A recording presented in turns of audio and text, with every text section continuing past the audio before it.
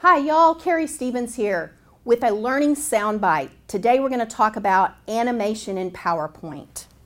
So a lot of animation that's out there is still animation from the 80s. It's really old stuff that came in the very first version of PowerPoint. So I highly recommend that if you have things that dance and sing and play around on your slide, keep them to a minimum. Next thing with animation to keep in mind are the different ways that you can allow things to come into your screen. I'm going to give you a minute just to watch this.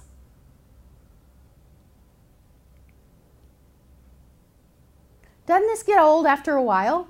As a matter of fact, what happens is our head tends to move as things are coming in and flying in from all over the place. My recommendation is to try what's called stationary effects instead of those wild moving effects. One of my favorite is just a nice simple dissolve, and another one I like is appear. They're very simple, but they just show up at the right time for your audience. These are some others that tend to work pretty well. And as you notice, and I go through this, I actually show you the effect as it comes in. Your head should not be moving in and off of the screen because these are stationary effects. Now I will tell you something like a stretch. It's happening in one place, it's still stationary, but it's a little more, I would say, adventurous than a lot of these other types of stationary effects.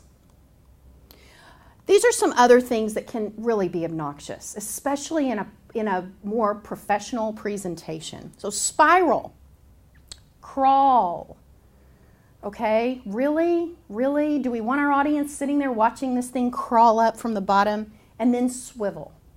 Now, I will be the first person to tell you that I use them for emphasis, okay? But they're not my primary effect.